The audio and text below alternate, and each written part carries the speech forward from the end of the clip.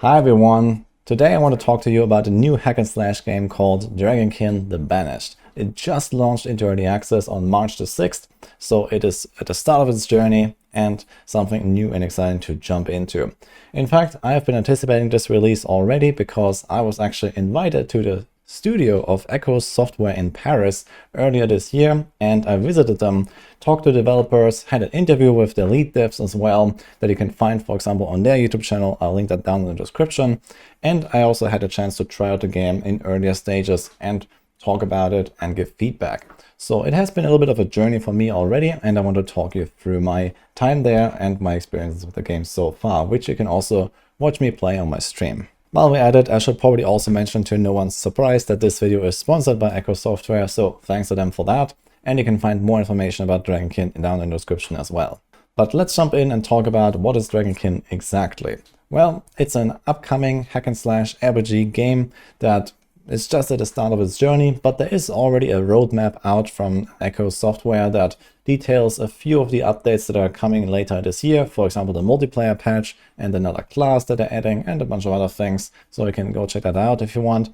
And it looks like it is on a really good path to me. Of course, the game features a bunch of pretty traditional RPG elements like leveling up your character, distributing stats, getting skills, and so on, and the isometric camera view. Obviously, having been in touch with the developers ahead of time and having played the game already, I know a few more things than most, but the game is just launching, so there's a lot of stuff to discover that I'm also curious about.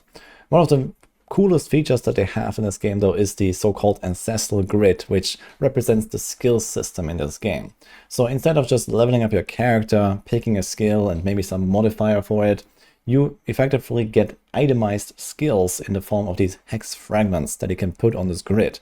As you level up, the grid expands and you have more slots, but you will only have 5 total skills, and the rest is filled with modifiers and, for example, triggered wyrmling skills. What this means in practice is that as you grow your character, you will constantly have to think about the setup of your ancestral grid, and it allows you to modify your skills in very incredible ways. For example, you can simply increase the area of effect of a skill, or it can give you a temporary buff when you use it, like a movement speed buff, a damage buff, or maybe there is something else, like if you use it a certain amount of time, then you get an extra effect, or do you trigger a shockwave, and so on. So there's tons of different variations of a skill that you can build with those hex fragments. And in my opinion, the coolest part about this is that it keeps evolving as you grow your character. It's not like you just choose a character and you have exactly that skill build that everyone else is using, but instead you'll have to think about and deal with what the game gives you with those hex fragments.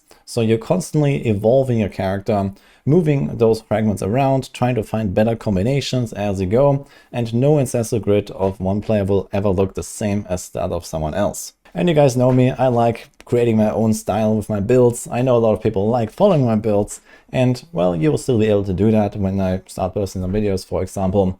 But again, there are these little details that will always be a little bit different, and I really like that idea. So for me, this seems like a very unique approach to building your character all the way into the late game that this game actually comes out with as well. You won't just have like a half-finished campaign to play with when the early access launches, but you also have the endgame system, the so-called hunts, already present in the start of the early access. So you'll be able to jump in right away and try that out as well. And of course, lots of cool loot that you can gather along the way. And it seems like they have actually built in a real endgame chase right from the start. Not just with the skill system, with the ancestral grid, but also with the so-called mythical items that you can only find in like the highest end content, and that can be extremely powerful to really supercharge your character. And of course, a really important feature of Dragonkin the Banished are the dragons. So not only do you hunt down the dragons, but you also are empowered by part of your dragon blood, and there's some part of the lore basically that deals with that. And you have your own little wyrmling, which is effectively a little passive like follower that goes around with you and can also cast certain abilities. This is also handled through the ancestral grid, so there are certain wyrmling skills in addition to your character skills that, for example, trigger when you use a certain skill yourself, and then the wyrmling also releases a fire blast, for example, or something like that. And if you're like me and you don't really like minion builds, for example, then you might be wondering, why do we always have to have this wyrmling now?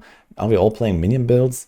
And the answer to that is not really. It feels more like an extension to your own character. It didn't really feel like a true minion, for example, for me. And another pretty important feature of Dragonkin that I liked is the city Montescail.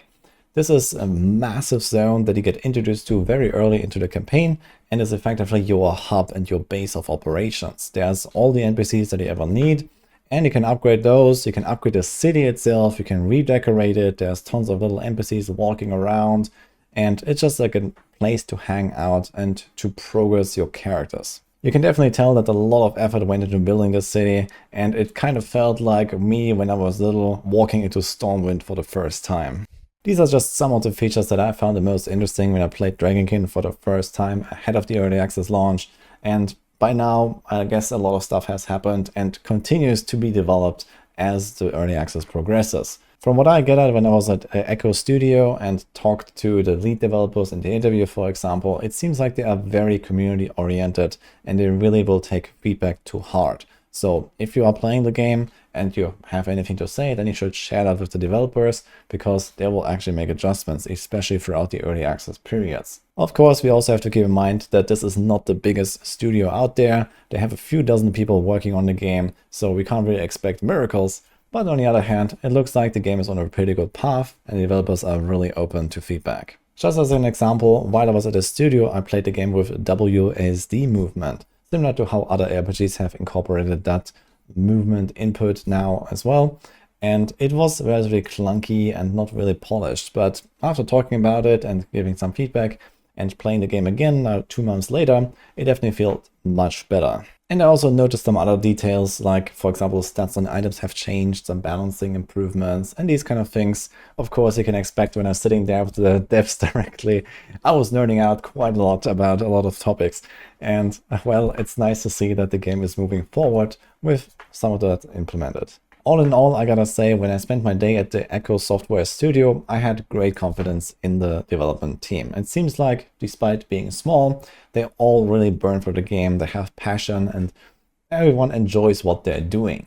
And I think that's a really good sign and will lead to a really good outcome once all of the features that they're planning are actually implemented with the end of the early access. And that also sums it up for my first video on Dragonkin the Banished. So I hope you enjoyed this. Let me know down in the comments what you think about this style of video, about the game, if you have tried it, or, coming out on a stream and watch me play it, for example. Especially right now, it feels like there's a bit of a calm time and not much going on in the RPG genre for the next weeks. So this might actually be perfect to jump in and try it out for a little while.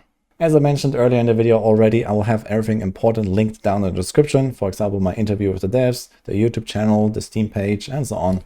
So go check it out if you want to learn more about Dragonkin. And I'm going to leave you with that. Hope you liked this video, and I'll see you guys next time.